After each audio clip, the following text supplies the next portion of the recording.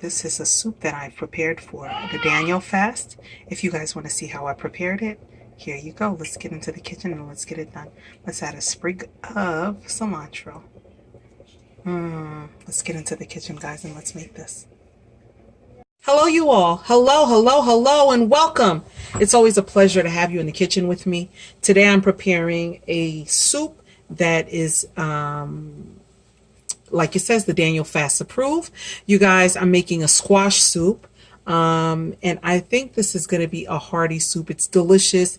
It is made with herbs, very little sodium, and the sodium that is going to be used is only sea salt. So while this fast is cleansing of your body and omitting certain foods, such as meats, especially because this fast is particularly only fruits and vegetables, but it is also a way to be more intimate with your relationship with God. So it's really important that you understand that there is no meat or any kind of fish or any dairy that is used during this fast, but it is a wonderful way to enjoy the nature's bearings, which are herbs, and it makes you become more aware.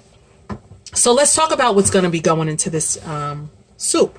I have a pot of water boiling because I'm going to be putting in my squash. I have squash here, which I've washed, and this is wonderful. When you guys can get squash, it's the fruit that keeps on giving. Look at this. The seeds, I'm going to take these and I'm going to be planting those as soon as the weather is more conducive for me to do so. I have some potatoes, I have some onions, my garlic, if you can see, some garlic there. I have my bell peppers, and I'm going to be using a quarter. I'm not going to be using too much because I'm going to be sauteing these, you guys.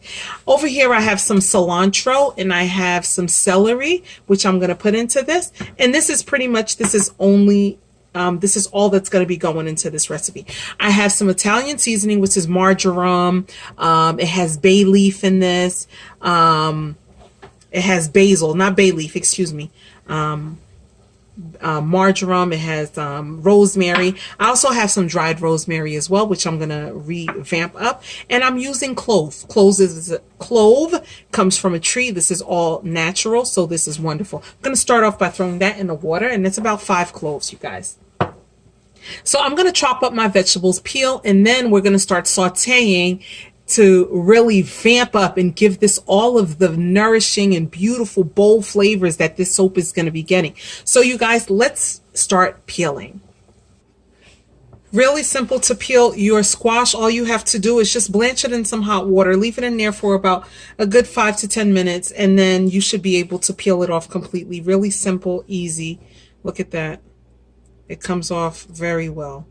Sometimes you can even pull it. Yeah, there you go. All right, simple, and we're going to chop that up.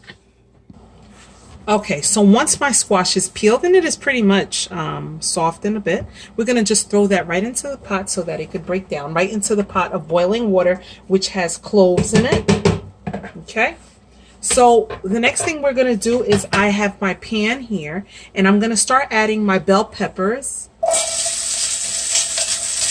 Look how beautiful that is, you guys. Beautiful, bold, and wonderful. Okay. The only thing now I'm going to do is I will be adding a dash of olive oil, less than a tablespoon.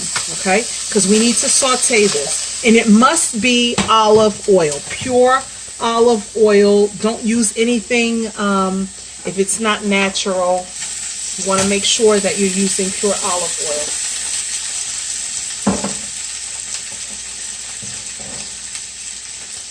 I'm sure you can use sunflower oil, but listen, when I've done all of my research, the only thing I have seen was olive.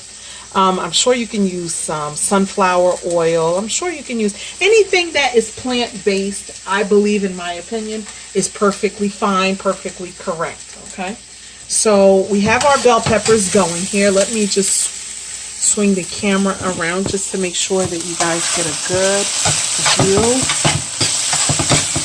of this. Saute. We'll throw in our onions. We'll cook these until they're nice and translucent. Once it's translucent, I have about 6 cloves of garlic that I'm going to add into this. Okay, keep it on a nice low so your onions can caramelize and really boost the flavor of this soup. Okay, add your celery now. Let's saute this again.